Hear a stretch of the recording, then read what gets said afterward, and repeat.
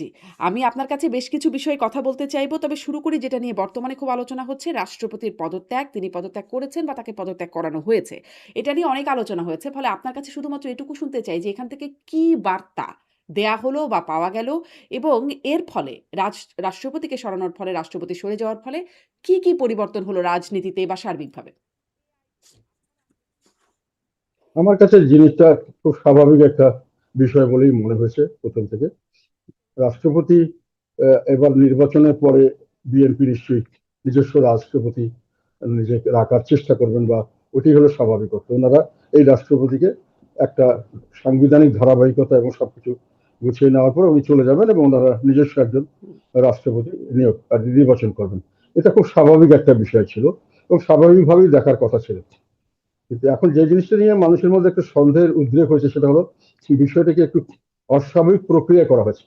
মানে শুক্রবার দিন বিকেলের মধ্যেই করা হলো, ওই শনিবার বা রোববার অফিসিয়াল টাইমে নয়, এবং খুব তাড়াহুড়ো করে স্পিকার সাহেব যেহেতু উনি অ্যাক্টিং থাকবেন, ওনার যাকে ভারপ্রাপ্ত, তাকে বিদেশ থেকে আনা হলো। আনার পরে দুপুরে উনি পৌঁছালেন, বিকালে একেবারে তড়িঘড়ি ওনার কি বলে ওটাকে পদত্যাগপত্র সহ সবকিছু হলো, সাংবাদিক সম্মেলন হয়ে গেল।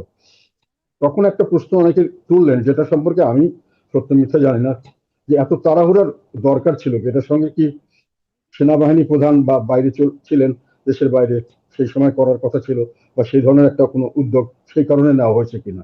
এটা কেউ কেউ হুম। এই বিষয়টি কথা তুলেছেন। এটা সম্পর্কে আমি নিশ্চিত নই, সেনাপ্রধান কবে গেছেন কবে আছেন এটা আমি জানি না।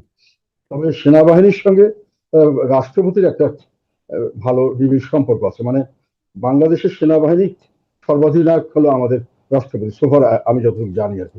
এবং ওনাদের সবকিছু নিয়ন্ত্রণ করেন আমাদের রাষ্ট্রপতি। সেই হিসাবে রাষ্ট্রপতি সেনাপ্রধানের আহ, সঙ্গে একটা ভালো সম্পর্ক ছিল, এবং আগেও কয়েকবার রাষ্ট্রপতি তাকে বিভিন্ন সময় বিভিন্ন প্রোটেকশন দিয়েছেন, এবং ভবিষ্যতেও ওনার পদত্যাগের বিষয়ে উনি কোনো আসছেন কিনা আসবেন কিনা সেটা একটা মানুষের মধ্যে, কিছু কিছু মানুষের মধ্যে একটা আমি না, কিন্তু দেখেন সংশয় দেখেছি জনাব বা জিম কাদের সন্দেহ। সেনাপ্রধান দেশের বাইরে আছেন। হ্যাঁ, কিন্তু সেনাপ্রধান জানেন না বিষয়টা তো এমন হবার কথা না এই সময়। মানে আমরা সবাই জানছি যে রাষ্ট্রপতি পদত্যাগ করবেন, করছেন, আজকে করবেন, কালকে করবেন। মানে পদত্যাগের আগে থেকেই জানি। ফলে সেনাপ্রধানও নিশ্চয়ই জানেন দেশের বাইরে থাকলেও। হ্যাঁ, তা অবশ্যই, হুম, সেই জন্য আমি বললাম জিনিসটা যারা যারা বলেছেন বিভিন্ন জায়গায়, এই ধরনের আমার ইউটিউবের টক শোতে অনেকে বলে, সেই জন্য আমি কথাটা উঠালাম। যে তাছাড়া এটা ওনারা নতুন ভাবে নির্বাচিত হয়ে এসেছেন, ওনাদের নিজস্ব চয়েসের রাষ্ট্রপতি দিবেন, এটা খুব স্বাভাবিক। অনেকে আবার বলছেন যে এটাকে এমন সময় নিয়েছেন যে পরবর্তী 5 বছর পরে যখন আবার নির্বাচন হবে সেই সময় যেন ওনাদের রাষ্ট্রপতি থাকতে পারে, সেই জন্য হতে পারে। কিন্তু যেখানেই কারণ হোক, তাড়াহুড়া করা এবং জিনিসটাকে একেবারে অফিস দিয়ে না করে একেবারে ছুটির দিনে করা, এবং একেবারেই একজনকে বাইরে থেকে বিদেশ থেকে ফিরিয়ে এনে করা, এটার মধ্যে কিছুটা অস্বাভাবিকত্ব অনেকে লক্ষ্য করেছে। আমিও সেইভাবেই জিনিসটাকে দেখেছি। তবে এমনি ওটা কিছু না হলেও আমি মনে করি এটা হয়েছে স্বাভাবিক, এবং স্বাভাবিকভাবেই চিন্তা করা উচিত। আচ্ছা। মানে একটা গুঞ্জন আছে সেটাও নিশ্চয়ই শুনেছেন যে শেখ হাসিনার সাথে কথা বলেছেন তিনি বিদেশে চিকিৎসাধীন থাকা অবস্থায়। এটা একটা তার বিরুদ্ধে একটা অভিযোগের বিষয় তোলা হচ্ছে। যদিও তিনি মানে সাবেক রাষ্ট্রপতি শাহাবুদ্দিন চুপ্পু তিনি বিষয়টি একদমই অস্বীকার করেছেন। অবাস্তব, কাল্পনিক ইত্যাদি এরকম শব্দ ব্যবহার করে অস্বীকার করেছেন। আ আপনার কাছে এটার বিষয়ে আপনার কি মনে হয়? এটা যদি এক লাইনে শুনি এবং আপনিও সম্প্রতি বা মানে এর মধ্যেই আরকি শেখ হাসিনার সাথে আপনারও কথা হয়েছে বলে আপনিই বলেছেন। আ সেই বিষয়টাও একটু শুনতে চাইবো আপনার কাছে যে আসলে কি কথা হয়েছে বা এই কথা কি মাঝে, মাঝেই হয় কিনা নাকি একবারই হয়েছে বা কয়বার হয়েছে? একটু বিস্তারিত যদি বলেন। না, আমি ওনার বিষয়ে উনি পরিষ্কারভাবে বলেছেন যে ওনার সঙ্গে কথা হয়নি। হুম, কথা হওয়াটা অবশ্য এখন পরিপ্রেক্ষিতে এমন হয়ে গেছে যে আমরা দেশটাকে বিভক্ত করে ফেলেছি। মানে একজন রাজনীতিবিদ আরেকজন রাজনীতিবিদের শত্রু, শত্রু প্রতিপক্ষ নয়, এবং এমন শত্রু যে যেটাকে আমরা চলতি কথা বলতাম জানি দুশ্মন। হুম, মানে উনি বেঁচে থাকলে আমি বাঁচবো না, আমি বেঁচে থাকলে উনি বাঁচবেন, এই যখন পরিস্থিতির সৃষ্টি হওয়াতেই কারোর সঙ্গে কারো কথা বলার নিয়ে এত কথার উদ্বেগ হচ্ছে। এটি আমাদের বর্তমান বাংলাদেশের সবচেয়ে প্রধান সমস্যা আমি মনে করি। জাতীয় ঐক্য বিনষ্ট হয়েছে, দেশ টু নেশনের মতো হয়ে গেছে, দুই ভাগে বিভক্ত জাতি। কিছু ভাগ আরেক ভাগকে শত্রু মনে করছে, আরেক ভাগ মনে করছে এদেরকে নিশ্চিহ্ন না করলে আমরা নিরাপদ নই। তো এই জিনিসটির কারণে এইসব নিয়ে কথা হচ্ছে। উনি কথা বলে থাকলেও ওটার জন্য আমি মনে করি না যে এটা খুব বিশাল কোনো একটা ব্যত্যয় করার কথা ছিল, বা ওটার কারণে উনি যদি পরিষ্কারভাবে করতেন এবং বলতেন, এটাতে কি এমন যায় আসে। মানে এটা আমার ব্যক্তিগত ধারণা। এখন আমি যেটা বললাম যে এখন যারা টু নেশন থিওরি করে ফেলছেন, বাংলাদেশকে দুই নেশনে ভাগ করেছেন, দুটো জাতি হিসাবে এখন আমরা বিবেচিত হচ্ছি। একটা হলো আমরা মনে করি যে পাকিস্তানের সঙ্গে থাকাটাই ভালো ছিল, বা ওই ধরনের একটা টেন্ডেন্সি। আর কিছু লোক বলে যে না, আমরা যেটা নতুন দেশ পেয়েছি মুক্তিযুদ্ধের মাধ্যমে, এবং সেই দেশের প্রতি আমরা অনুগত এবং সেটি আমরা রাখবো, এবং এটা ভুল সিদ্ধান্ত ছিল না। এইভাবে দুই ভাগে বিভক্ত হওয়া দেশ, এবং এক পক্ষ আরেক পক্ষকে এমন শত্রু মনে করছেন যে উনি থাকলে আমি নিশ্চিত নই, আমি যে কোনো সময় একটা বিপদে পড়তে পারি। সেই কারণে এই ধরনের কথাগুলি আসছে। এগুলোর রাজনীতির জন্য দুর্ভাগ্যজনক, জাতির জন্য দুর্ভাগ্যজনক, এবং এগুলো ভবিষ্যতের জন্য আমাদের জন্য একটা, আমি মনে করি, সংশয় এবং শঙ্কা তৈরি করছে।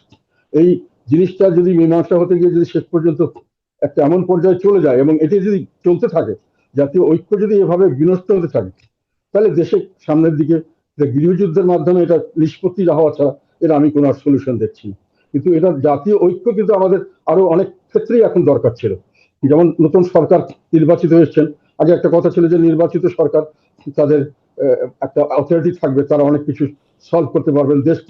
দেশের যে সমস্যা এখন বর্তমানে, দেশ কিন্তু এখন ব্যাপক সমস্যা মানুষের জন্য।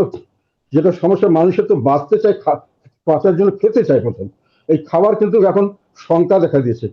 ওয়ার্ল্ড ফুড অর্গানাইজেশন এবং তার কিছুদিন আগে, এই 3-4 দিন আগে পেপারে দেখলাম একটা, তারা ঘোষণা দিয়েছেন যে দেশে প্রায় 1,81,00,000 লোক তীব্র খাদ্য সংকটে পড়ছে সামনে। এটা তাদের প্রেডিকশন। এবং তার আগে আবার আরেকটা দেখলাম যে দেশের প্রায় 38.6%, 38.6% মানুষ পপুলেশন আন্ডার নিউট্রিশড, মানে তাদের স্বাস্থ্যকর খাবার থেকে বঞ্চিত, অর্থাৎ তারা হাফ ফেড, তারা যাদের খাবার দরকার যতটুকু তারা খেতে পারছেন না। তাহলে সব মিলিয়ে এখানে 10%, এখানে 40%, প্রায় 50% মানুষ এখন খাদ্য সংকটে আছেন, এবং সেটা আরো সামনের দিকে বাড়তে পারে বলে সন্দেহ করা হচ্ছে, যে সামনের দিকে এটা আরো ব্যাপকভাবে বাড়তে পারে। আইন শৃঙ্খলার অবনতির তো কোনো খবরই নাই। মানে আমরা যেটা টিআইবি থেকে কয়েকদিন আগে একটা রিপোর্ট যেটা দেখলাম আমরা, মানে হত্যা খুন এত বেশি আমার মনে হয় বাংলাদেশের ইতিহাসে কোনোদিন এত কম সময় এতটা হয়নি, জানি। এবং সেটাকে সরকার অবশ্যই এটাকে বাড়িয়ে বলা হয়েছে বা একটা কিছু বলছেন দেখলাম। তবে বেসরকারি মতে আমরা বিভিন্ন জায়গা থেকে খবর পাচ্ছি যে সরকারি তথ্যের চেয়ে অনেক বেশি এগুলো এটা ঘটনা কিন্তু একটা ঘটছে। স্বরাষ্ট্রমন্ত্রী একটা বিষয় বলছেন যে এখানে রিপোর্টেড হচ্ছে, আগে অনেক কিছু রিপোর্টেডই হতো না। এটি কি একটা জায়গা কিনা? রিপোর্টেড হতো না, আগের সঙ্গে আপনি তুলনা করবেন, এখন যে লোকগুলো মারা যাচ্ছে এটা আগে এর চেয়ে বেশি হতে পারে, কিন্তু আপনি তো এটা চেয়ে কমানোর চেষ্টা নিশ্চয়ই। করবেন। এটা তো বাড়ছে। এবং আগে রিপোর্টেড হতো না, এই কথাটা আমি এই জন্যই বিশ্বাস করি না যে আগে মিডিয়ার যতটুকু স্বাধীনতা, আমার মনে হয় শেখ হাসিনাকে আমরা যতই খারাপ বলি, যতই তার মিডিয়া কন্ট্রোলের কথা বলি, উনি যথেষ্ট মিডিয়ার উপরে বিরূপ করেছিলেন। কিন্তু বর্তমানে তো আমার ব্যক্তিগত ধারণা, এটা অন্য লোক আমার সঙ্গে দ্বিমত করতে পারে, হুম। অনেক অনেক বেশি পরিমাণে মিডিয়া কন্ট্রোল করা হচ্ছে। এবং মিডিয়াতে প্র্যাকটিক্যালি মিডিয়া লোকেরাই বলছে যে আমরা খবর দেওয়ার আগে চিন্তা করতে হয় অনেক কিছু, এবং খবর সবসময় আমরা দিতে পারি না নানান কারণে। তো কাজেই মিডিয়া যেটাই বলুক, আইন শৃঙ্খলার অবনতি হচ্ছে স্বাভাবিকভাবেই। খাবার পরের অভাব হলে চুরি ডাকাতি, ধর্ষণ, রাহাজানি, খুন জখম এগুলো হতেই থাকে। মানে এই যে এবং এগুলো গণমাধ্যমের হচ্ছে, অবস্থা আগের চেয়ে খারাপ হচ্ছে, এটি আপনার কাছে কেন মনে হলো? মানে মিডিয়ার লোকজন বলছে বলে? কারণ মিডিয়ার লোকজনই তো পরিবর্তন হয়ে গেছে। ৫ই আগস্টের পরে দেখা গেছে যে শীর্ষ ব্যক্তিত্ব যারা তাদেরকে সরিয়ে দেওয়া হয়েছে। ফলে তারা এখন বলছে যে তারা স্বাধীনভাবে কাজ করতে পারছে না। তারা বলছে না, আমি বলছি। আচ্ছা, আমাদের খবরাখবর, আমি যেটা স্টেটমেন্ট দিচ্ছি আচ্ছা। পরিষ্কারভাবে, হুম, এটা রেকর্ড করার পরে অনেকে এটা প্রচার করতে পারছেন না, হুম, বা প্রচার করতে গিয়ে সম্পূর্ণ কথাটা প্রচার করতে চাচ্ছেন না। হুম, হুম, এবং অনেকে আমাকে টেলিভিশনে পুরো ফোকাস করতে ভয় করছেন, যে আমাকে তারা একটা মার্ক করেছে, যে আমি যেগুলো কথা বলি এগুলো কঠিন কথা, এবং এগুলো তাদের জন্য কষ্টকর হয়, এবং তারা এটাকে বাতিল, মানে করলে এটাতে তাদের উপরে, যারা মিডিয়া এটা করে তাদের উপরে নানান ধরনের চাপ সৃষ্টি করা হয়। এটা তারাই আমাকে বলেছে। কাজে মিডিয়ার লোকরা কি বললো, কি কাকে কে অ্যারেস্ট করছে তার জন্য বললো সেটা বলছেন, আমি বলছি আপনি আপনার মিডিয়ার অভিজ্ঞতা থেকে স্বাধীনতা বলছেন। আগের তুলনায় ধরেন অনেক কম। এবং আমার এরকম ধারণা অভিজ্ঞতার কথা। ইন্টারন্যাশনাল যে অর্গানাইজেশন গুলো, হুম, ইন্টারন্যাশনাল যে অর্গানাইজেশন গুলো মিডিয়ার ব্যাপারে এগুলো, যেগুলো খোঁজ খবর কি ইন্ডেক্স বের করেন, হ্যাঁ, হ্যাঁ। সেখানে এখন মিডিয়ার অবস্থা আগের চেয়ে খারাপ। আমি যতটুকু জেনেছি, এখন আমার কাছে ডাটাগুলো এইভাবে নেই। ফলে এটা বললাম যে মানুষের খাওয়া পড়ার সমস্যা হচ্ছে, একই সঙ্গে মানুষের নিরাপত্তার অভাব হচ্ছে, এবং এগুলো সবকিছু আবার এর সঙ্গে এগুলো বাড়ছে, মিল ফ্যাক্টরি সব বন্ধ হয়ে যাচ্ছে। আজকে ফখরুল ইসলাম সাহেব বললেন যে 4 কোটি বেকার, শিক্ষিত বেকার, মানে দেশের একটা অলমোস্ট কি বলবো মোর দেন 25-30% বেশি লোক এখন শিক্ষিত বেকার, তারা কার্যক্রম করে কিন্তু কাজের কোনো উপায় নেই, কোনো কাজের তৈরি হচ্ছে না, মিল ফ্যাক্টরি ইনভেস্টমেন্ট হচ্ছে না, যেগুলো মিল ফ্যাক্টরি ছিল ওগুলো বন্ধ হয়ে যাচ্ছে, প্রচুর মানুষ চাকরি হারাচ্ছে। আর যারা চাকরিতে আছে তাদেরও ইনফ্লেশন রেট প্রায় 10-এর উপরে চলে গেছে বোধহয়, আমি লাস্ট কয়েকদিন আগে দেখলাম। ফলে মানুষের যা আয় করছে সেটা দিয়েও মানুষের আগে যা কিনতে পারতো তা কিনতে পারছে না। কাজে স্বাভাবিক মানুষের অবস্থা অত্যন্ত খারাপ। একটাই সলিউশন, সলিউশন হলো রাজনৈতিক স্থিতিশীলতা। এখন নির্বাচনের পরে ধারণা হয়েছিল যে এখন একটা লেজিটিমেট গভর্নমেন্ট আসবে যেটা নির্বাচিত, তাদের আন্ডারে এগুলোকে আস্তে আস্তে ঠিক করে দেওয়া হবে। কিন্তু আসার পরে যেটা দেখা গেল, এই গভর্নমেন্ট এই আগের গভর্নমেন্টের একটা ধারাবাহিকতা বজায় রাখা শুরু করলেন। তারা এই যে বিভক্তির রাজনীতি, যেটা দেশকে দুই দুই টু নেশন হয়ে গেছে এখন বাংলাদেশ, টু নেশন স্টেট, সেই টু নেশনকে তারা একতা করার জন্য চিন্তাও করলেন না। তারা ভালোভাবে ওই একই নীতি চালিয়ে গেলেন। এবং যে অত্যাচার নিপীড়নের কারণে শেখ হাসিনার বিরুদ্ধে মানুষের দাঁড়িয়েছিল যে তারা বিএনপিকে রাজনীতি করতে দিচ্ছে না, নির্বাচনগুলো করতে দিচ্ছে না, এই একই জিনিস এই নির্বাচন ওরকম হলো। আওয়ামী লীগকে আইন করে বাদ দেওয়া হলো। তবু তো শেখ হাসিনার সময় আওয়ামী লীগ তো আইন করে বাদ দেওয়া হয়নি। আওয়ামী লীগ বিএনপি বা সব যারা আছেননি, তাদের পরিবেশ এরকম ছিল, তারা পছন্দ করেনি, এটা আইন করে বাদ দেওয়া হলো। আমাদেরকে আইন না করেও আমাদের কোনো মানে সুষ্ঠুভাবে কোনো সুযোগ সুবিধা হলো না। পরে ব্যাপক কারচুপির মাধ্যমে, আমি ক্যালকুলেশন সবখানে আমি দিয়েছি, করে দেওয়া হলো, তো একটা নির্বাচন হলো না ভালো। এখন যারা ক্ষমতা আছেন তাদের কাছে আমরা আশা করছিলাম, আমরা সম্পূর্ণ সার্বিকভাবে তাদের সমর্থনের আমরা আশ্বাস দিয়েছিলাম যে আমরা আপনাদের সমর্থন করব, আপনার দেশটাকে স্থিতিশীল করেন। রাজনৈতিক স্থিতিশীলতা না হওয়া পর্যন্ত এই যে সমস্যাগুলোর সামনে আরো ব্যাপক সমস্যার সামনে আসছে, যেটা সারা পৃথিবীর ব্যাপী এটা শঙ্কা দেখা দিচ্ছে যে ইরানের যুদ্ধের কারণে যেটা বন্ধ হচ্ছে না, দিনকে দিন প্রতিদিন তেলের দাম বাড়ছে, গ্যাসের দাম বাড়ছে, সারের দাম বাড়ছে, যে কোনো জায়গায় যে কোনো সময় ডিসরাপশন হচ্ছে। আমাদের মিল ফ্যাক্টরি প্রচুর বন্ধ হয়ে যাচ্ছে এই যে শুধু গ্যাস এবং নির্বাচনে আপনাদের সমর্থনের ইলেকট্রিসিটির ব্যাপারটা। কারণে, সেটা হলো গ্যাসের জন্য। জি। তো গ্যাসগুলো আসছে না এবং এটা সামনে বাড়বে। এখন এইটার থেকে আমরা উদ্ধার পাওয়ার একটাই পথ ছিল, সেটা হলো আমাদের একটা জাতীয় ঐক্যমত তৈরি করা, মানে সবাই মিলে, সব দল মিলে আমরা একসঙ্গে কাজ করব। ভাই আমরা দেশটাকে বাঁচাবো, সবাই মিলে আসুন আমরা বসুন একসঙ্গে করব। এটা না করে অর্ধেক লোককে আমি শেখ হাসিনার মতো পিটিয়ে মেরে যেভাবে হোক ওগুলো বের করে দিয়া আমরা অর্ধেক লোক নিয়ে দেশ চালাবো এবং সেটাতে দেশে যে স্থিতিশীল থাকবে, এটা তো কখনোই এটা হলো না এবং এখনো হবে না। এটার জন্য আমি কেন বলছি যে একটা কথা আছে যে ইতিহাস থেকে শিক্ষা নিতে হয়, কিন্তু পিছনের দিকে তাকিয়ে রিয়ার ভিউ মিররে দেখে গাড়ি সামনে চালানো যায় না। আপনি পিছন থেকে শিক্ষা নেন যে শেখ হাসিনা যেটা করতে চেষ্টা করেছিলেন, এক চক্রকে নির্মূল করে দিয়ে এককভাবে দেশ শাসন করতে উনি ফেল করেছেন, এই শিক্ষাটা আপনি নেন। আর সামনের দিকে এটা যদি আপনি না করেন, সেটা নিয়ে সামনে এগিয়ে যান। কিন্তু এখন এনারা যেটা ক্ষমতা এসে এই ডক্টর মোহাম্মদ ইউনূসের অন্তর্বর্তী সরকার, এখনকার এই সরকার, এখন ওই অর্ধেক লোককে বাদ দিতে হবে, আওয়ামী লীগকে বাদ, আমাদেরকে আনঅফিসিয়ালি বাদ না দিলেও, অফিসিয়ালি বাদ না দিলেও আনঅফিসিয়ালি আমাদেরকে ইররিলেভেন্ট করে দেওয়া হচ্ছে। আমাদের এখন পর্যন্ত আমাদের 2 জন জেলখানায় আছেন, তাদেরকে একটার পর একটা মামলা দেওয়া হচ্ছে। যেই মামলাগুলো একটা অদ্ভুত ব্যাপার এখন বাংলাদেশে, যে যাই অপরাধ করুক মামলা হলো 5ই আগস্টের পরে খুনের মামলা, এবং সেই মামলা দেওয়ার পরে তাকে জামিন দেওয়া হবে, তো জামিনের পরে পরে আবার তাকে ফোন অ্যারেস্ট করা হবে। এরকম ভাবে এখনো 2 জন আমাদের জেলে আছে এবং একজনকে নির্বাচনের পরে তাকে জেল ধরা হয়েছে এবং সেই মামলা আবার সেই আগের দিনের মামলা, এখনো তাদেরকে ছাড়া হচ্ছে না। জি। তো এখন রাজনৈতিক এই নিপীড়ন আরো কিছু বিশ্লেষণ করে প্রশ্ন আছে। না, আমি যেটা বলতে চাচ্ছি প্লিজ শেষ করবেন, আমি সেটা আরো হলো কিছু প্রশ্ন করব। জি। সেটা হলো যে এই নিপীড়ন নির্যাতনের মাধ্যমে শেখ হাসিনা চেষ্টা করেছিলেন যে ওনার লেজিটিমেসি ওনারও ছিল সেই নির্বাচনে, তারপরেও জোর করে উনি থাকতে চেষ্টা করেছিলেন এবং বিশ্বের সমর্থনও পেয়েছিলেন, কিন্তু দেশের জনগণ এটা সহ্য করেনি, যার জন্য ওনাকে চলে যেতে হয়েছে। এখন এনারা যেটা করতে যাচ্ছে সেটা কিন্তু একই দিকে যাচ্ছে। এখন অনেকে বলছে, যেটার জন্য আমি মনে করি যেটা আমাদের একটা বিরাট ব্যর্থতা। আমি আন্দোলনে ছিলাম, আমার দল সরাসরি আন্দোলনে ছিল, সবসময় এর সাক্ষী প্রমাণ ডকুমেন্ট নিয়ে আমি বই বের করেছি, আবার আমি একটা বই বের করছি ইংরেজিতে, কারণ এটা খুব অন্যায়ভাবে আমাদেরকে এইভাবে করবে। সেই জন্য বলছি যে আমরা এখন যেটা দাঁড়িয়ে গেছে সেটা হলো এইভাবে যদি চলতে থাকে তাহলে মানুষের মধ্যে একটা প্রশ্ন এসছে এখন যে কি পেলাম, মানে আগেই তো ভালো ছিলাম। আবার একটা নতুন কথা এখন শুনলাম, যেটা হলো এভাবে তো দেশ চলতে পারে না, একই পদ্ধতি এইভাবেই চলছে, যা প্রত্যেকদিন জিনিসের দাম বাড়ছে, প্রত্যেকদিন মানুষের চাকরি হারাচ্ছে, মানুষের অভুক্ত মানুষের সংখ্যা বাড়ছে, বিভিন্ন জায়গায় খাদ্যের নিরাপত্তা নাই, জীবনের নিরাপত্তা নাই, কোনো সামনের দিকে কোনো ভবিষ্যৎ নাই। 4 কোটি বেকার লোক বসে আছে, তাদের চাকরির কোনো খবর নাই। আর আমরা এক পক্ষ আর এক পক্ষকে নিশ্চিহ্ন করবো কিভাবে, সেই সেই একটা ইয়েতে নেমে পড়েছি, একটা একটা এফোর্ট ওইটা নিয়ে নেমে পড়েছি পুরাদমে।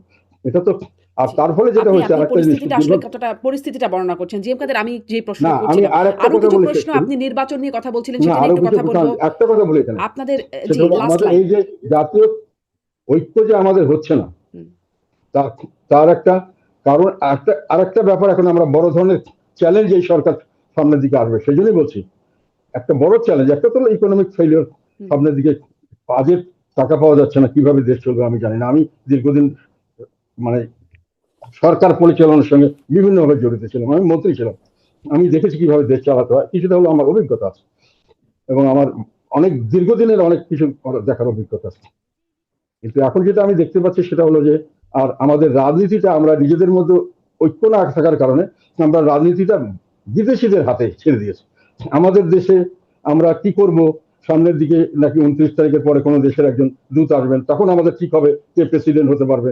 এখন আবার এখানে আবার আরেক বড় সুপার পাওয়ার, তার কাছে আমরা কিছু কথা বললাম, সেটার থেকে কি ইলেকশন হবে, আমাদের প্রতিবেশী কি রিয়াকশন করবে, তার উপর আমাদের রাজনীতি মানে ডিসাইড করতে হবে। বিদেশি আমরা দূত এসে ঠিক একটা করে করবেন কিন্তু কে এই ডিসাইড প্রেসিডেন্ট করতে হবে। হতো না। মানে এই কথাটা আপনি কিসের ভিত্তিতে বলছেন যে বিদেশি দূত এসে ঠিক করবেন যে কে প্রেসিডেন্ট হবে? মানে আপনি কি সার্জিও গোরের কথা বলছেন? না, না, না, এই এটা মাসের আমি শেষের দিকে তিনি আসবেন। আমি এটা কোনো ভিত্তি না। এটা আমি বলছি যে কথা মানুষের মধ্যে মুখে মুখে কথা রটছে। আচ্ছা। আমার কাছে অনেকে বলছে যে কি হবে না হবে, ওইটা তো ওই দেশের থেকে উনি আসবেন, উনি আলাপ সালাপ করার পরে এটা ডিসিশন হবে। এটা মানুষের পারসেপশন। হুম। আপনার কি ওয়াই পারসেপশন? আপনার কোনো আমাদের পারসেপশন দেশের আছে? রাজনীতি কেন কে আরেক হবেন দেশের রাষ্ট্রপতি মানুষের ডিসাইড করবে? পরবর্তী রাষ্ট্রপতি কে হবে? আপনার কোনো পারসেপশন আছে? না, আমার কোনো পারসেপশন নেই। আচ্ছা। এটা আমার ধারণা যে এটা বিএনপি নিজস্ব ব্যাপার, ওনারা যেভাবে ভালো মনে করেন, যাকে ভালো মনে করেন করবেন। তবে আমি বিশ্বাস করি যে যদি একটা প্রেসিডেন্ট ওনারা ভালো দিতে পারেন, একটা ইনস্টিটিউশন ঠিক করে দিতে পারেন, যেখানে কোনো দলীয় লোক হবেন না, সাধারণ দেশপ্রেমিক নাগরিক এবং জ্ঞানী নাগরিক মানুষ যারা দেশের কথা চিন্তা করেন, এরকম লোককে সিলেক্ট করতে পারলে আমি মনে করি ভালো হবে। দলীয় লোক এবং হবেন না এটা মানে পৃথিবীর যাদের বিভিন্ন নাম দেশে শোনা এটা যাচ্ছে, করা হয়। জনাব জি এম কাদের, যে মির্জা ফখরুল ইসলাম আলমগীর, মঈন খান, নজরুল ইসলাম, তাদের নাম শোনা যাচ্ছে, মানে একদম বিএনপির খুব সিনিয়র নেতাদের নাম।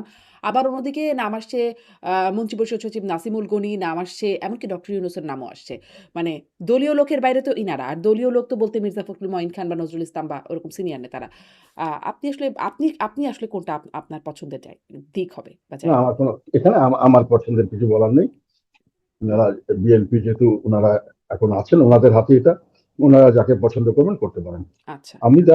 আমি দেখতে চাই যে ওনারা যেটা করছেন সেটা দেশের জন্য মঙ্গলজনক হবে, এটি আমি চাই। যারা করেছেন সে যে ভালো ডেলিভার করতে পারেন, দেশের জনগণের পক্ষে কাজ করতে পারেন, আমি এটাতে খুশি হব। জি। আমি যেই প্রসঙ্গটা আপনাকে জিজ্ঞাসা করছিলাম যে, শেখ হাসিনার সাথে কথা বলার যে অভিযোগ বর্তমান রাষ্ট্রপতির, আপনি সেটা নিয়ে বলছিলেন। আপনিও কথা বলেছেন বলে আপনিও বলেছেন। মানে সেই কথা সম্পর্কে একটু জানতে চাই। কারণ শেখ হাসিনার সাথে কথা বলা এখন একটা খুব গুরুত্বপূর্ণ ইস্যু হয়ে দাঁড়িয়েছে। বিভিন্ন সময় মানে অভিযোগ হয়ে দাঁড়িয়েছে বা দায় হয়ে দাঁড়িয়েছে। ফলে আপনি কথা বলেছেন, কি কথা বলেছেন, কয়বার কথা বলেছেন, নিয়মিতই কথা হয় কিনা? না, এইসব ব্যাপারে আমি কয়েকবারই বলেছি যে আমি এইসব কথা আমি এইভাবে বলবো না, কেননা এগুলো কোনো মানে হয় না। কথা বলা এটা আমার অধিকার, এখানে আমি নিশ্চয়ই। কোনো তার সাথে কোনো কনস্পিরেসি না, যে কোনো লোক আমার সাথে কথা বলতে চায় বলতে পারে। আমি সবার সঙ্গে কথা বলি এখন, এবং দেশের ভালোর জন্য যদি কিছু কোনো কোনো রকম কিছু করতে পারি আমি করার চেষ্টা করি। আমি একটা জিনিস সবসময় মনে করি, বাংলাদেশের জন্য এখন এই টু নেশন থিওরি বাদ দিয়ে ঐক্যমত সৃষ্টি করতে হবে, সবাইকে নিয়ে রাজনীতি করতে হবে। যেই ক্ষমতায় থাকে আই ডোন্ট মাইন্ড, কিন্তু দেশটা ঐক্যবদ্ধভাবে সামনে এগিয়ে যাক, এটা আমরা চাই। 50% লোক আর 50% লোকের দেখা মাত্রই তাকে হত্যা করার প্রচেষ্টা করবে, কথা বললেই তাদের সঙ্গে ষড়যন্ত্র হয়ে গেল, তার জন্য তাকে শাস্তি ভোগ করতে হবে ফ্রম বোথ সাইডস। হুম। এটা আমি মনে করি দেশের জন্য মঙ্গলজনক নয়। এবং এটা দেশকে, যে এমনিতে দেশ একটা বিরাট একটা সমস্যার সম্মুখীন হচ্ছে, বিরাট একটা, এবং এটাকে সামলানোর খুব কঠিন হবে। আমি আরেকটা জিনিস এখানে বলতে চাই, যেটা আমি অনেকবার বলেছি, একটা দেশকে দখল করা, দেশকে আয়ত্তে আনা যত সহজ, দেশকে পরিচালনা করা কিন্তু অত সহজ নয়। এবং পরিচালনা করতে গেলে মানুষের যে জিনিসটি খুব খুব বেশি দরকার, আমি এটাকে মনে করি একটা অ্যাডমিনিস্ট্রেশন চালানো, বিশেষ করে যেসব দেশে সমস্যা সংকুল দেশ, এটার মধ্যে আমি যেটা ধারণা করি যে একটা প্লেন, এটাকে চালানোর জন্য যে স্কিল দরকার, এটা চালানোর জন্য অভিজ্ঞতা দরকার, বিভিন্ন, বিশেষ করে যে ঝড়ের ভিতরে প্লেনটা যেতে হয়, সেই ধরনের মানুষ দরকার। আমি যতই দেশপ্রেমিক হই আর যতই আমি দেশের কথা ভালো চিন্তা করি এবং প্লেনটাকে দখল করে ফেলি, আমার পক্ষে কিন্তু প্লেনকে ঝড়ের ভিতরে পার করিয়ে নেওয়া সহজসাধ্য ব্যাপার নয়। সেই ধরনের জিনিসগুলোকে চিন্তায় আনতে হবে। খালি হইচই করলে দেশ চলে না। আমি মনে করি যে বর্তমান হুম, সরকার এই বিষয়টি জি। সম্পর্কে এই যে দেশের ভালোর জন্য বা জানেন দেশের এবং এটা স্বার্থে ওনারা আপনি ওইভাবেই করবেন। জি, অভিজ্ঞতা দরকার আছে, দক্ষতা দরকার আছে যে দেশ নিশ্চয়ই, পরিচালনা, এবং নিশ্চয়ই। এটা না করতে পারলে আপনি যতই দেশপ্রেমিক হন, যতই দেশের ভালো কথা চিন্তা করেন, পারবেন না। আমরা তো কোনো ফিক্স সিস্টেমের মধ্যে নেই, যেটা ইউরোপ আমেরিকাতে অন্যান্য দেশে মোটামুটি সিস্টেম ঠিক থাকে, লিডাররা একটু এদিক ওদিক করে চালাতে পারে। কিন্তু আমাদের দেশ তো প্রতি মুহূর্তে সমস্ত ইনস্টিটিউশন ধ্বংস হয়ে গেছে। প্রতি মুহূর্তে আপনাকে ডিসিশন নিতে হবে, এবং সেই ডিসিশন গুলো প্র্যাগমেটিক হতে হবে, এবং সেগুলোকে আপনি পার করে নিয়ে যেতে হবে। আপনি প্রচুর, এখন যেমন দুর্ভিক্ষের অবস্থা হচ্ছে, আপনি প্রচুর কার্ড দিচ্ছেন, সবকিছু দিচ্ছেন, ভালো, মানুষকে নানান রকম সহায়তা করার চেষ্টা করেন, ভালো। কিন্তু প্রশ্ন হলো এর জন্য অর্থায়ন কিন্তু আপনাকে করতে হবে। এই অর্থটা আপনি কোথা থেকে পাবেন? যেখানে ব্যবসা মন্দা, ট্যাক্স দেওয়ার লোক পাবেন না, ট্যাক্স যা পাবেন তার দিয়ে আপনার অ্যাডমিনিস্ট্রেশন চালানোই কঠিন হয়ে গেছে। অ্যাডমিনিস্ট্রেশন বেতন ভাতা সবাইকে বাড়াতে হচ্ছে, সবাইকে বাড়াতে বাধ্য হচ্ছেন, কেননা মানুষ চলতে পারছে না। তো ফলে ওখান থেকে আবার বিরাট ভাবে অনেক মেগা প্রজেক্ট নিচ্ছেন, ওগুলো টাকা কোথা থেকে আসবে? সেই টাকাগুলোর জন্য ব্যবস্থা কিভাবে করা হলো? এটা তো আমাদের সামহাও আমরা করব, এটা ঠিক আছে, কিন্তু সামহাওটা তো আমাদের দেশের জনগণকে জানতে হবে যে আপনি কিভাবে করবেন, কিভাবে আপনি অর্থায়ন করবেন, কিভাবে আপনার এই জনকল্যাণমূলক কাজগুলোকে আপনি পার করে নিয়ে যাবেন, কিভাবে আপনি দেশের উন্নয়নমূলক অবকাঠামো যেটা করতে চাচ্ছেন সেটা করবেন, তার অর্থ কে দিবে, কোথায় আসবে? এখন পর্যন্ত তো আমি মানে নেকেড আইতে কোনো কিছু দেখছি না। আমার আমার আমার অভিজ্ঞতা থেকে আমি বলছি যে আমি কোনোখানে অর্থায়নের কোনো বাজেট অর্থায়নের কোনো অর্থ কোথা থেকে আসছে এ পর্যন্ত আমার চোখে পড়ছে না। এবং নিজের দেশের থেকে যে আয় হবে বিভিন্ন জায়গা থেকে, আমরা যে ট্যাক্স কালেকশন করবো, এটার যে আমি যেটুকু দেখছি প্রোগ্রেস বা যেভাবে হচ্ছে, এটা গত বছরের চেয়ে এবার ট্যাক্স আদায় কম হওয়ার সম্ভাবনা। সেক্ষেত্রে পরিচালন ব্যয় মিট করে সরকারের পরে কষ্ট করা হবে। ফলে কাজেই ফলে আপনি শঙ্কিত। জনকল্যাণমূলক আপনার কাজগুলো যেটা আপনার কথা থেকে প্ল্যান বোঝা করা যাচ্ছে হচ্ছে জনাব সেগুলো জেএম কাদের কিভাবে যে আপনি করবেন? একরকম শঙ্কিত। মানে এই পরিস্থিতিতে আপনার একটা শঙ্কার জায়গা বোঝা যাচ্ছে। কিন্তু আপনি ওই যে বলছিলেন যে দেশের স্বার্থে আপনি যে কারো সাথে কথা বলবেন বা যে কারো সাথেও কথা বলা যায়। কোনো ষড়যন্ত্র তো নাই। মানে দেশের স্বার্থে কি কথা হয়েছে? কথাটা মানে দেশ সংক্রান্ত, দেশের স্বার্থ সংক্রান্ত কথা কি আপনার হয়েছে? না, না, না, এসব কথা এসব কথায় এটা আমার সঙ্গে, আমি বারংবার বলছি এক কথা, এটা কথা নিয়ে আমি বাড়াতে চাই না। এটা আমার সঙ্গে সৌজন্যমূলক কথা হচ্ছে, এবং আমি এটা মনে করি যে এটা খুব স্বাভাবিক। জি। যে যত কথাই থাক, রাজনীতিতে যে যত প্রতিপক্ষই হোক, কাউকে আমি এমন শত্রু মনে করি না যে তার সঙ্গে তাকে দেখলেই আমাকে একটা তার দিকে গুলি ছুড়ে দিতে হবে, তাকে দেখলেই একটা গালাগালি করতে হবে। এই ধরনের কালচার রাজনীতিতে আমাদের দেশে আগে ছিল না, এটা তৈরি হয়েছে বেশ কিছুদিন থেকে, এবং এটার যতদিন চলবে তখন দেশের আর সামনের দিকে আমি খুব খারাপ মনে করছি। এখন তো এমন একটা পরিস্থিতি, আমি যে বললাম না, এটাকে কে জানি সেদিকে বললো, কথাটা আমার কাছে মনে হলো, মনে হতো যে বিভক্ত হয়ে গেছে। এটা কোনো এক নেশন বলা যায় না, we are not same, hmm, hmm. There people who are oppose to each other. যেমন আমরা ইস্ট পাকিস্তান ওয়েস্ট পাকিস্তান একটা অবস্থা দাঁড়িয়েছিল, যে আমরা ওনাদেরকে যে কোনো কারণে মনে করতাম যে আমাদেরকে এরা অবজ্ঞা করছে বা কিছু, সেটা কিন্তু আমরা তাদেরকে মারতে যাইনি, যাই হোক। কিন্তু এখন তো মানে এরা আমাদের অন্যায় করেছে, প্রতিহিংসা দিতে হবে, এ করতে হবে। এই প্রতিহিংসার রাজনীতি করতে গিয়ে আজকে কিন্তু শেখ হাসিনা অনেক কিছু লস করেছেন। তিনি যদি সবকিছু একভাবে চালাতে চাইতেন তাহলে হয়তো দেশে হুম। ওনার নিজের এই ধরনের কোনো অসুখ তো এখন যখন সুবিধাজনক কথা অবস্থা বলছেন, করতেন ধরেন না। এখন যখন আপনার সাথে কথা বলছেন বা আরো যদি কারো সাথে কথা হয়ে থাকে আওয়ামী লীগের গুরুত্বপূর্ণ কারো সাথে, তখন কি মনে হয় আপনার যে এই প্রতিহিংসা থেকে তারা কোন রকম সরে এসেছেন? না, প্রতিহিংসা থেকে সরে আসার তো সুযোগ দিতে হবে তাকে। প্রতিহিংসা যদি আপনি এখন এখন পর্যন্ত বিভিন্ন জায়গা থেকে আমি খবর পাচ্ছি, মানে লোক আওয়ামী লীগ করে না, আওয়ামী লীগের লোক একটা কথা আমি বারংবার বলছি, এখনো বলছি, আমি কোনো আওয়ামী লীগ সমর্থক নই। আমি আন্দোলনের সময় পুরো মাত্রই আন্দোলনের সঙ্গে অফিসিয়ালি ছিলাম, হুম, কেউ এটা বলতে পারবে না, এখানে হুম। ছবি টবি সব আছে, তো আমার স্টেটমেন্ট আছে প্রতিটি আন্দোলনের প্রতি মুহূর্তে তাদের ব্যাপারে। কিন্তু কথা হলো যে আন্দোলন মানে কি বলছিল, মানে আন্দোলনে না ওইটা, আপনারা ছিলেন জি, আপনি না, বলছিলেন হ্যাঁ। আমরা সবসময় ছিলাম এবং এখন কিন্তু যেটা আমি দেখতে পাচ্ছি, যেটা জন্য বলতে গেছিলাম, হুম, সেটা হুম। হলো আমার সঙ্গে প্রচুর আওয়ামী লীগের লোক ছিল, যারা আওয়ামী লীগ করতেন কিন্তু বর্তমান সেই সময়কার সরকারের সঙ্গে তারা এটা একমত হতে পারছিলেন না। অনেক আমার বন্ধু বান্ধব ছিলেন বা আমার সঙ্গে পরিচিত বা আমাদের বিভিন্ন ভাবে আমার সঙ্গে কানেক্টেড, তারা বলছিলেন আমরা আন্দোলনের সঙ্গে আছি, আমরা চাই সরকার পথ, কেন হুম, না হলে এত লক্ষ লক্ষ কোটি কোটি লোক রাস্তায় আসতো না। নিশ্চয়ই। সবাই এসেছিল সব জায়গা থেকে। তো এখন এই প্রশ্ন হলো যে এই লোকগুলো কিন্তু একটা চেতনা ছিল, আমরা যেটা মুক্তিযুদ্ধের চেতনার নামে মুক্তিযুদ্ধের চেতনা নষ্ট করা হয়েছিল, আমি বারংবার আওয়ামী লীগের সময় বলেছিলাম। সেই চেতনাটা কিন্তু আমরা রিভাইভ করতে চেয়েছিলাম, সেটা হলো বৈষম্য মুক্ত ন্যায় বিচার ভিত্তিক একটি সমাজ ব্যবস্থা। এটা মুক্তিযুদ্ধের ইতিহাস এটাই চেয়েছিলাম, বৈষম্য মুক্ত একটা দেশ, বৈষম্যমুক্ত ন্যায় বিচার ভিত্তিক একটা সমাজ আমরা চেয়েছিলাম। এখন এটা নষ্ট হয়েছে, এটা আবার আসুক। সেটার জন্যই কিন্তু এই 24শে জুলাই আন্দোলনটা হয়েছিল, আমরা এটাতে ছিলাম। এখন পরে শুনলাম যে জামাত এবং শিবির এবং তাদের সে লোকজন নিয়ে তারা নাকি এটাকে পাকিস্তান করবে বা স্বাধীনতাটা ভুল ছিল, এই ধরনের একটা বয়ান তারা নিয়ে এসছে। আমরা কিন্তু ওই জন্য যাইনি, এবং সেই চেতনা কিন্তু এখনো মানুষ ধারণ করছে যে আমরা একটা নির্বাচনের মাধ্যমে, একটা ভালো নির্বাচনের মাধ্যমে একটা জবাবদিহিতামূলক সরকার করব, একটা জবাবদিহিতামূলক সরকার ব্যবস্থা করব, সরকার ব্যবস্থা করব, যাতে করে এই বৈষম্য মুক্ত এবং এই ন্যায় বিচার ভিত্তিক সমাজ হয়। এখন কিন্তু আমাদের এটা কিছুই পাচ্ছি না। এখন যেটা বলা হচ্ছে চেতনার নামে, সেখানে আমি যেটা দেখতে পাচ্ছি সেটা হলো কিছু অশ্লীলতা শুনছি, আমরা উচ্ছৃঙ্খলতা দেখছি, অনৈক্য দেখছি, এবং এখন এটাকেই তারা বলতে চাচ্ছে যে এটাই চেতনা। না, এটা আমরা এইটাকে চেতনা মানি না। আমরা যেটা জন্য করেছিলাম বৈষম্য কোটা, সেই কোটা রয়ে গেছে। এই বৈষম্য করে দলীয় লোককে সব ব্যবসা বাণিজ্য চাকরি বাকরি দেওয়া, সেটা রয়ে গেছে। মানুষকে অত্যাচার করা, বিভিন্নভাবে ব্ল্যাকমেল, বিভিন্নভাবে তাদেরকে জুলুমবাজি করা, মিথ্যা মামলা দিয়ে, আপনি এখন সেগুলো চলছে। কাজে এটা তো এই চেতনা তো আমরা চাইনি। আমরা চেয়েছিলাম বৈষম্য মুক্ত হবে, আমরা চেয়েছিলাম এই ধরনের মেধাভিত্তিক হবে, কোটা ভিত্তিক নয়, যাতে যেটা যেটা দেশের চাকরি বাকরি সব মেধাভিত্তিক হবে, এবং রাষ্ট্র এবং কি বলে সরকার এবং সরকারি দল এক হয়ে যাবে না। এখন তাই হচ্ছে। সরকারি দল ওই আমাদের একটা পুলিশের এক অফিসার দেখলাম মাননীয় প্রধানমন্ত্রীর সামনে বলছে যে আমি প্রায় জন্মের থেকেই আমি আমি বিএনপি করি।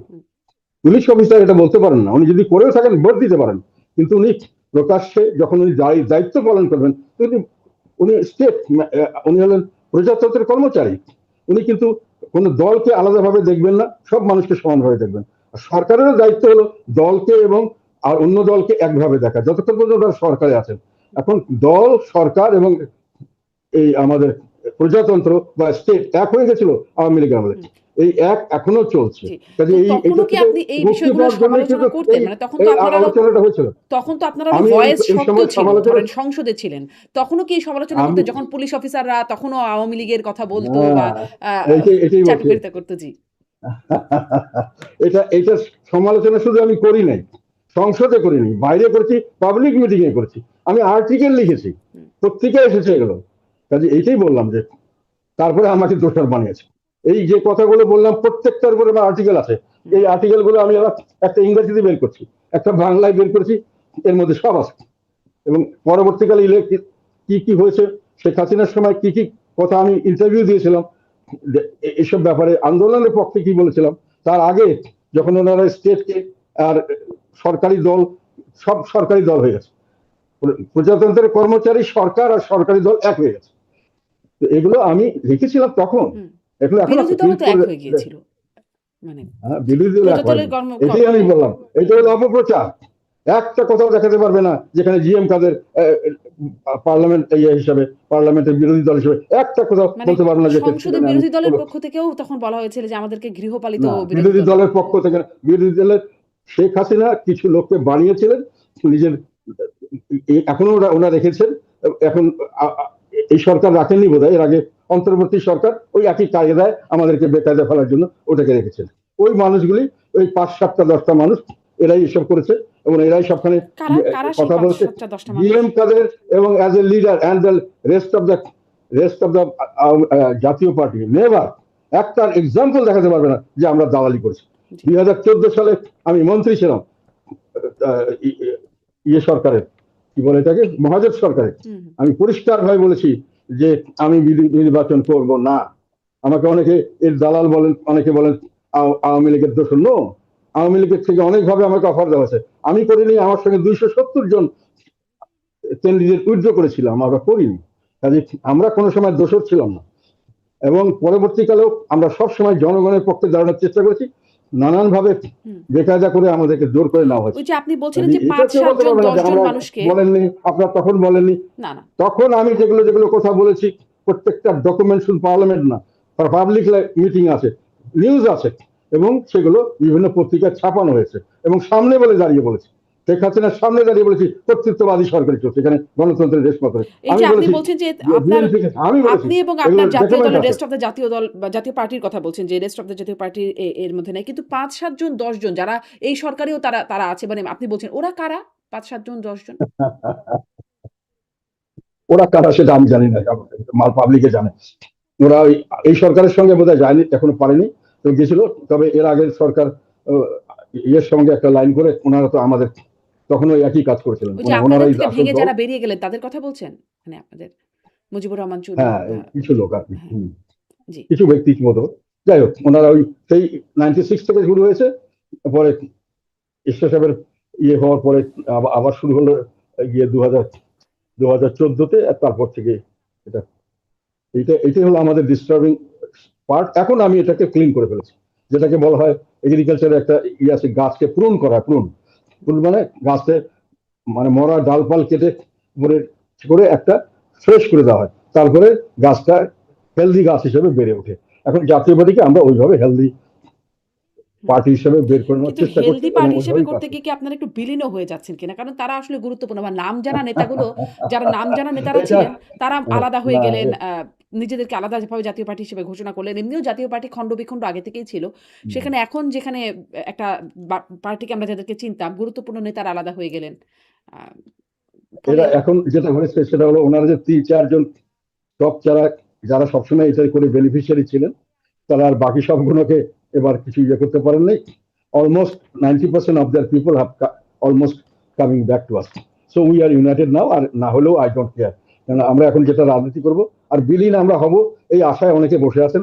এই আশায় আমাদেরকে বিভিন্নভাবে মানে উত্তেজিত করা, আমাকে ইরিলেভেন্ট, যেটাকে বলা হয় অপ্রাসঙ্গিক করা রাজনীতি, যার জন্য 100% একটা কারচুপির নির্বাচন করা হয়েছে। যে নির্বাচন 2026-এর নির্বাচন, আমি জোর গলায় বলছি, 24-এর নির্বাচনের চেয়ে খারাপ হয়েছে।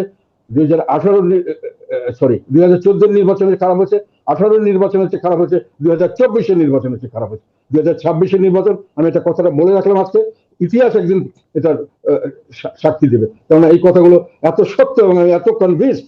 আমি এটা নিয়ে আরো কিছু ইয়ে করবো সামনের দিকে, যে এটা কোনো নির্বাচনই হয়নি। বাট এনিওয়ে, স্টিল দেন আমরা বিএনপি কে বলেছিলাম যে আপনাদের সরকারে ছিলেন না, কাজে আমরা আপনাদের কোনো দোষারোপ করি না।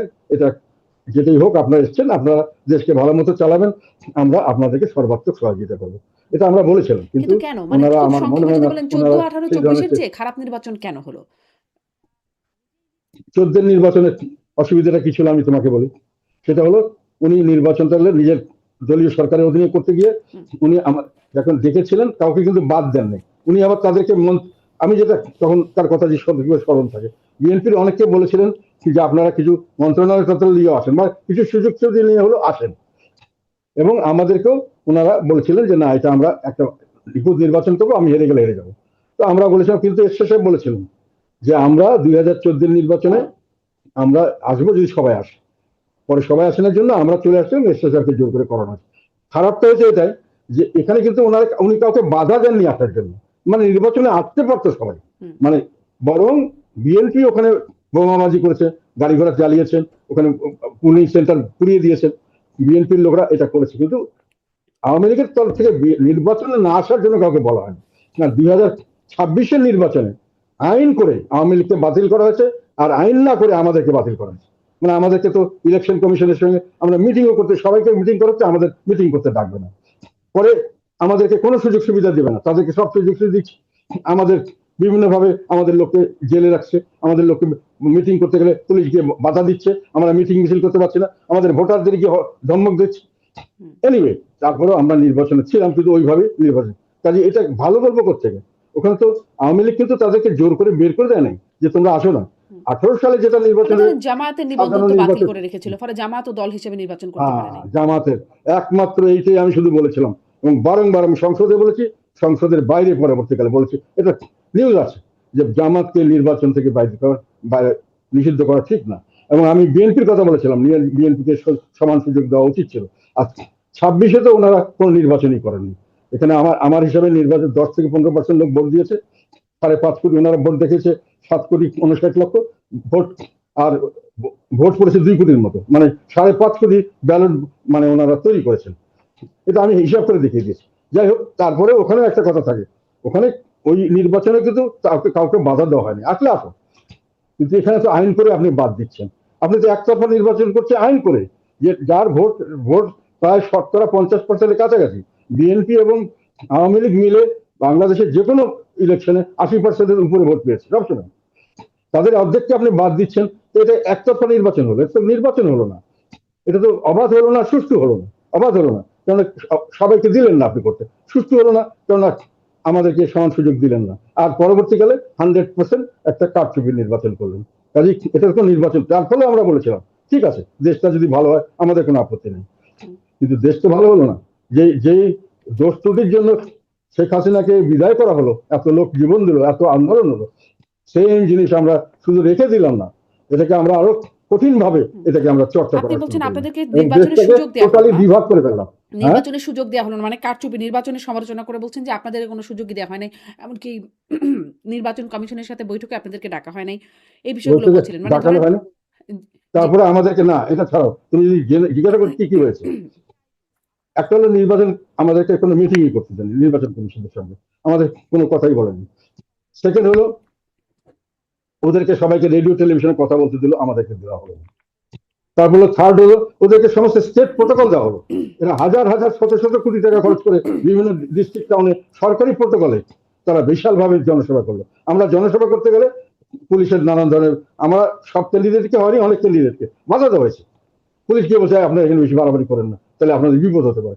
আমাদের ক্যান্ডিডেটরা মাঠে ক্যাম্পেইন করতে পারে, আমাদের ভোটার যারা হতে পারে, যারা আমাদেরকে ভোট দিবে, যাদের আমার এজেন্ট হবে, তাদেরকে গিয়ে ধমক দিয়েছেন আমাদের প্রতিপক্ষ পার্টিটা, যে তোমরা যদি যাও তোমাদেরকে মামলা দিয়ে জেলে ঢুকিয়ে দেওয়া হবে। এবং পরবর্তীকালে আমাদের দুজন দুজন ক্যান্ডিডেট কিন্তু ভয়ে উদ্ধার করেছিলেন। একটা হলেন ব্রাহ্মণবাড়িতে, একটা বগুড়ায়। এই বগুড়ায় সেই ভদ্রলোককে কিন্তু নির্বাচনের 1 মাস পরে বিএনপি আবার আটক করেছে, এখন উনি ছাড়া পাননি। ওনার এগেন্সে একটার পর একটা মামলা, যখন বেল পাচ্ছেন তখন শোন অ্যারেস্ট থেকে আবার মামলা চলছে। কাজে পরিবেশ তো কোনো উন্নত হলো না, যেটার জন্য শেখ হাসিনাকে দোষারোপ করলাম, শেখ হাসিনাকে বাদ দিয়ে আমরা নতুন কিছু করবো চিন্তা করলাম, আন্দোলন করলাম। সেখানে এখন দেখা গেল যে এখন লোকের লোকের মুখে শুনছে, এটা আমার কথা নয়, সাধারণ লোকের মুখের কথা হলো যে আগেই তো ভালো ছিলাম। আরেকটা কথা নতুন, যেটা একটু আগে আমরা বললাম, যে এভাবে তো দেশ চলতে পারে না, এখন নির্বাচনের দেশ কোথায় যাচ্ছে। নির্বাচনের কথা বলছেন। নির্বাচনের আগে আপনারা হয় বিএনপির সাথে নয় জামাতের সাথে জোটে নির্বাচনে যেতেও আগ্রহী ছিলেন। মানে সেখানে কেন সাড়া পেলেন না? আর এর পরবর্তীতে যোগাযোগ আপনাদের কিরকম? না, আমরা আমরা কারোর সঙ্গে জোট করবো না, এটা ঠিক করেছিলাম। আমাদের একটা উদ্দেশ্য ছিল, একটা সৎ উদ্দেশ্য ছিল দেশের সাথে। এটা অনেকেই জানে, আমি যতটুকু আমি জানি, বিএনপি লোকরা খুব ভালো মতোই জানে ওদের সঙ্গে আমার কত। আমি বলেছিলাম আমি নির্বাচনে সব সেন্টারে সব জায়গায় আমি কন্টেস্ট করবো একটা কারণে, সেটা হলো আমার একটা ধারণা হচ্ছে, যেমন হা না ভোটের ব্যাপারে আমি না ভোট দিতে বলেছিলাম। ধারণা হচ্ছে যে একটা ষড়যন্ত্র চলছে, অন্তর্বর্তীকালীন সরকার, এটা অ্যাকচুয়ালি জামাতের সরকার, এবং এই যে যার অন্যরা আর যে পার্টিগুলো হচ্ছে তারাও মোটামুটি জামাতেরই অঙ্গ সংগঠন, এরা মিলে আরো 5-6 বছর এই দেশটা কন্ট্রোলে রাখতে চাচ্ছে। এটা দুটো, একটা হলো এই নির্বাচনটা যদি আমরা সব জায়গায় না থাকতাম, তাহলে ওনারা যে কোনো সময় নির্বাচনটা বলতো আমরা নির্বাচন করতে পারছি না, আমরা করবো না। এটা এই এই দোষ দেখি। নির্বাচন যাতে বর্জন করতে না পারে সেই জন্য আমি মনে করেছিলাম মাঠটা ধরে রাখা আমাদের জন্য দরকার ছিল, এবং ওটা আমরা করেছি। আর একটা সেকেন্ড হানা ভোটের কথা আমি বলেছিলাম, যে ওনারা হানা ভোট করছে একটা জুলাই সনদ, এটা কিছু না, এটা এটা অর্ধেক লোককে বাদ দিয়ে ওনারা একটা ঐক্যমত করে একটা করেছে। আমাদের মতো মানুষ যারা পার্লামেন্টে এখন এই পর্যন্ত, আমার ধারণা মতে পার্লামেন্টের কাজকর্মের ব্যাপারে আমার চেয়ে এক্সপিরিয়েন্স লোক, আমার ধারণা খুব কম আছে, কিন্তু আমাদেরকে কোনো ডিসকাস, আমি একটা সাজেশন পাঠিয়েছিলাম, ওটাকে রিসিভই করেনি পর্যন্ত, মানে ওখান থেকে ফেলে দিয়েছে। মানে একটা কর্মচারীদের রিসিভ করতে, ওটা কোনো অ্যাকসেপ্ট করে না। তো এই ধরনের একটা করে এনারা করতে, উদ্দেশ্য হলো এই আমরা জুলাই সনদ বাস্তবায়ন ছাড়া আমরা ক্ষমতা ছাড়বো না। তো জুলাই সনদ বাস্তবায়ন করতে ওনারা 4-5 বছর সময় নেবেন। এইটার কারণে আমি নির্বাচন করেছি, এবং নির্বাচনে সবাইকে বলেছি না ভোট দিবে। এটা কখনোই হা ভোট দিলে ওনারা এটাকে দেখাবে যে আমরা ম্যান্ডেট পেয়ে গেছি, আমাদের জনগণ আমাদের চাচ্ছে, এখনো বলছে কোথায় ম্যান্ডেট। জনগণ যাচ্ছে, আপনি কি চাচ্ছেন, ওর মধ্যে কি লেখা আছে জনগণ বুঝে? জনগণকে বোঝানোর কোনো সুযোগ দিয়েছেন? কোনো ডিবেট হয়েছে পার্লামেন্টে? কোনোখানে কোনোখানে টক শো হয়েছে এই ইউটিউব চ্যানেলে, যে এটা ভালো, এটা খারাপ, এটা করলে এটা হবে? মানুষে কি বুঝছে? এখন কতগুলো শিলচাপ্পা মেরে আমরা হাবুড় জয়ী হয়েছি, কাজে আমরা দেশে আন্দোলন করবো, সরকার পতন করাবো। হুম, এগুলো তো আমরা বুঝি। সেই এই দুটো কারণে আমি নির্বাচনে ছিলাম এবং আমার দলকে নিয়ে নির্বাচনে যে জাতির স্বার্থে এটা করতে হবে আমাদের, এবং না চললে দেশে আরো 5 বছর এইরকম শাসন চলবে এবং এই শাসন চললে দেশ ধ্বংস হয়ে যাবে। এবং আমি এটা বিশ্বাস করে জন্য বলেছিলাম। তবে এখন এরা এর থেকে পরিবর্তন করবে, এটা আমার আশা ছিল।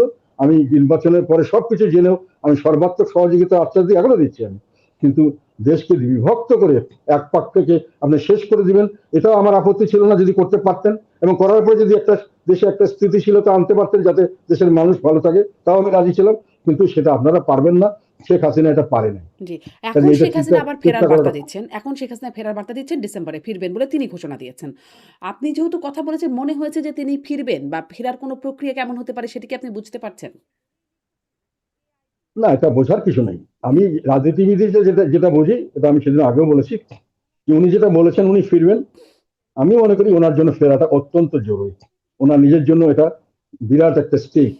ওনার একটা হুম, বর্ণাঢ্য রাজনৈতিক ক্যারিয়ার আছে, অনেক ভালো কাজও করেছেন, খারাপ কাজ যাই করে যাই কিছু বলি না কেন। ওনার একটা আকাঙ্ক্ষা আছে যে যে দেশবাসী তাকে ভালোবাসে প্রচুর, এবং আরো সামনে ভালোবাসবে। কাজেই ওনার যে দোষ ত্রুটি ওগুলো উনি ফেস করবেন এবং উনি জনগণের সামনেই বিচার চাইবেন, যেটা ইসলাম করেছিলেন। ওনাকে অনেকে বলছিল দেশ থেকে চলে যান, উনি বলল, আমি ইলেকশনে যাবো, ইলেকশন গিয়ে জনগণ আমার বিচার করবে। ওনার দলের লোকরা অনেকে বলেছিল আপনি স্যার নির্বাচন চেন না, বেজ্জত হয়ে যাবেন।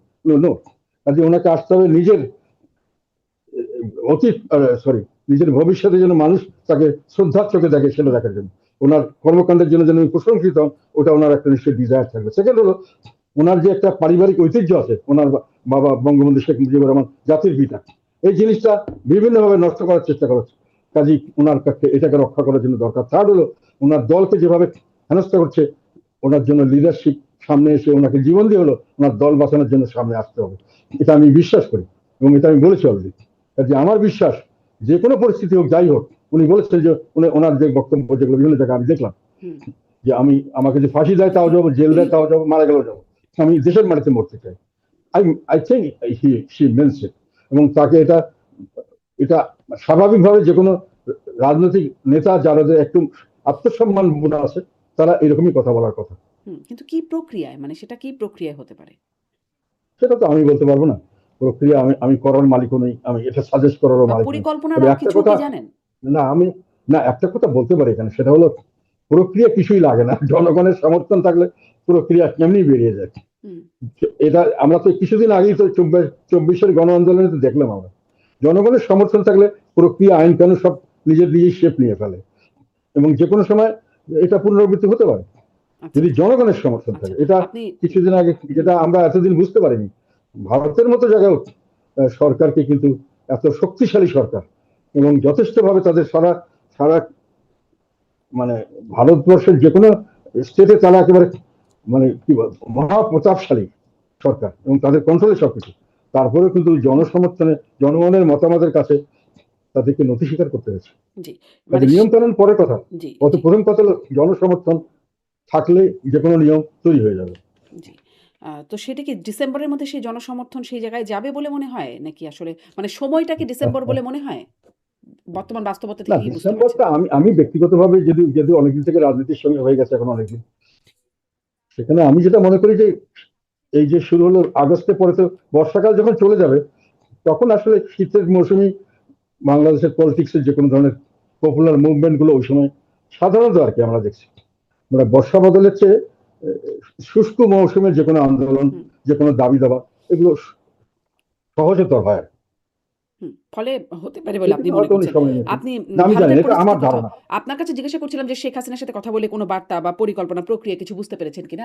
আপনি ভারতের কথা বলছেন। ভারতের কাছ থেকেও কোনো বার্তা আছে কিনা? কারণ তিনি ভারতে আশ্রিত। ধরেন আপনি 24 এর না, না, নির্বাচনের আগেও ভারতে গেছেন এবং ওই কথাটা বারবার আসলে গণমাধ্যমে আসে যে অনেকের সাথে আলাপ হয়েছে, কার সাথে আলাপ হয়েছে বলা যাবে না বা কি আলাপ হয়েছে সেটিও তাদের পারমিশন ছাড়া বলা যাবে না। আপনার সেই বক্তব্যটা যেটি গণমাধ্যমে এসেছিল এয়ারপোর্টে। ফলে এরকম কি কিছু আলোচনা আরো আছে? ভারত কি এখনো কোনো বার্তা দিচ্ছে? আমি আগে ওই কথাটা বলে নিই। এটা একটা অত্যন্ত স্বাভাবিক কথা। আমি হয়তো অসুস্থতার কারণে বাংলাদেশের মানুষের এই মনোবৃত্তিটা আমি হয়তো খেয়াল করতে পারিনি, সরল মনে বলেছি। এটা নিয়মই হলো, যে কোনো দেশের থেকে যে কোনো দেশের সঙ্গে কথা বললে, যে কোনো রাজনৈতিক নেতার সঙ্গে কথা বললে, যে কোনো তাদের সাথে আমার কাছে যেমন পারমিশন ছাড়া আমি কি বলেছি তাদের সেটা তারা প্রকাশ করবে না। হুম, আর আর আমি তাদের কাছে পারমিশন ছাড়া কোনো কথা প্রকাশ করবো না। পারমিশন কথাটা বলা এবং ভারতের কাছে কারণে বলাটাই আমার জন্য একটা, আমি গোলামি হয়ে গেছে। ভারতের গোলামি যদি করতাম তাহলে তো 2014 সালে তো আমি নির্বাচন করিনি। তখন কিন্তু ভারত প্রকাশ্যভাবেই বলেছিলেন, মানে আমাদের নেতা আলাল হোসেন মাহমুদের সাথে স্টেটমেন্ট দিয়েছিলেন। কাজে ওইটা বলে আমাকে ছোট করার জন্য চেষ্টা করা হয়, এখনো হচ্ছে। ওটা যে কিছু যায় আসে না, ওটা স্বাভাবিক কথা। আমি যখন একটা পলিটিক্যাল লোকের সঙ্গে যাবো, কোনোখানে কারোর সঙ্গে কথা বলবো, যে কোনো ধরনের লোক হোক, এজেন্সির লোক হোক, সাংবাদিক হোক, তখন ওরা হয়তো বলতে পারে যে আপনি যেটা, আমি হয়তো অনেক সময় বলি যে আমার কথাগুলো তোমরা এইভাবে আবার সবটাই প্রকাশ করো না। তোমাদেরকে যেটা বললাম হয়তো অনেকের বিপদ হতে পারে, অনেকের কথা অনেক ভাবে বলেছি অনেক সময়। তখন ওদের কাছেও আমার একটা ইয়ে থাকে যে কোনটা বলবো কোনটা বলবো না। কাজে ওরাও ওটা ঠিক করে দেয়, এবং সমস্ত সময় যে কোনো দেশের যে কোনো রাজনীতিবিদদের মিটিং এর পরে এই যে জয়েন্ট কমিউনিকে হয় বা অথবা আলাদাভাবে বললেও ওইভাবেই ঠিক করা থাকে কোনটা কি বলবে। আমি ওটাই বলেছিলাম, হুম, সর্ববিশ্বাস। তবে কারো আমি দেশের স্বার্থের উপরে কারো স্বার্থ কোনোদিন দেখিনি। এবং আমি কিন্তু 2014 শুধু নির্বাচিত হতে পারতাম এবং নির্বাচিত মন্ত্রী হতে পারতাম, এবং 2014 পরে আমাকে মন্ত্রী হওয়ার জন্য পরবর্তী সরকার আমাকে অফার দেওয়া হয়েছিল, আমি কিন্তু সেটাও গ্রহণ করিনি। এটা অফিসিয়াল রেকর্ড আছে, ডকুমেন্ট আছে, আমার কাছে নেই বাট গভর্নমেন্টের কাছে আছে। কাজে ওটা বলে আমাকে আমি ওখানে বিক্রি হয়ে গেছি ভারতের কাছে, এর কাছে, এটা আমার কাছে বলে আমার মনে হয় কেউ খুব সুবিধা করতে পারবে না। হুম। আমার কিন্তু কোনোখানে আমার ভারত এই যে বার্তা দেয় মানে যে আপনি বলছিলেন যে সেটি মানে ২ পক্ষের কথোপকথন সেটি বাইরে বলা যায় না এটি নরমস। কিন্তু তাহলে এই যে কথোপকথন হয় যেটি আসলে বলা যায় না ধরনের ব্যাপার বা আলাপ হয়, কার সাথে না আলাপ হয় না না সেটিও খুব না বেশি পাবলিক করা যায় না। এরকম কি কিছু এখনো হচ্ছে কিনা? মানে না এখনো না কোনো না না না, বার্তা আমি আসছে এটা কিনা? বলিনি। আমি কিন্তু বলছি যে কিছু বলা যায় না তা নয়। মানে কি বলবো ওটা মোটামুটি ঠিক করে দিতে, এখানে আমি করি আমেরিকান এম্বাসির সঙ্গে বা ব্রিটিশ এম্বাসির সঙ্গে বা কারো ইউরোপিয়ান এম্বাসি বললে অনেক সময় বলি আমরা কতটুকু বলতে পারি তোমার বাইরে, বা তোমরা কি বলতে চাও, ওরা একটা বলে যাবে আমরা এই কথা বলবো। এটা একটা স্বাভাবিক ভদ্রতা। আচ্ছা, আর একটা কথা হলো, আমি যেটা বলতে ইচ্ছিলাম তখন, হুম, যেহেতু আমরা জাতি হিসাবে ঐক্যবদ্ধ হতে পারছি না, সেই জন্য আমাদের রাজনীতিটা বাইরে থেকে কন্ট্রোল হচ্ছে।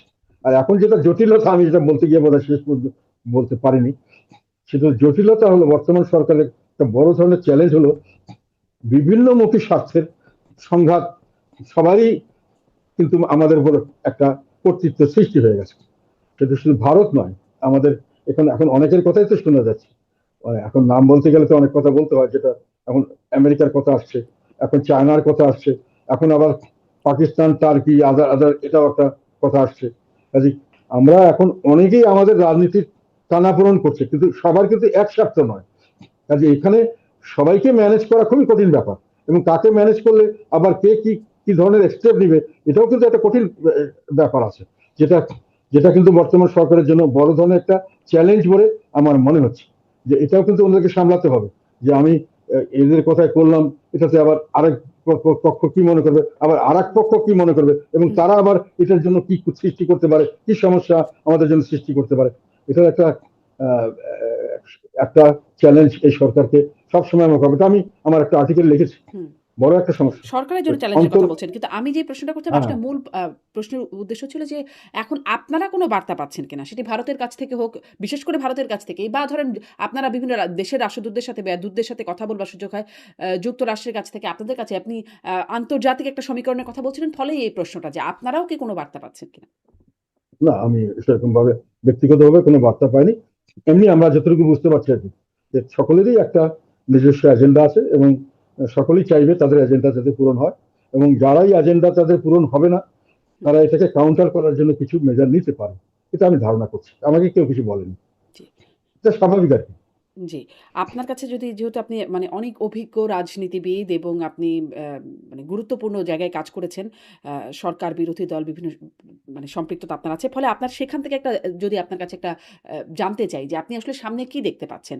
ধরেন ডিসেম্বরে শেখ হাসিনার ফেরার ঘোষণা আছে বা তার আগে পরে যদি আসেন বা না আসেন, সেই বাস্তবতা কেমন?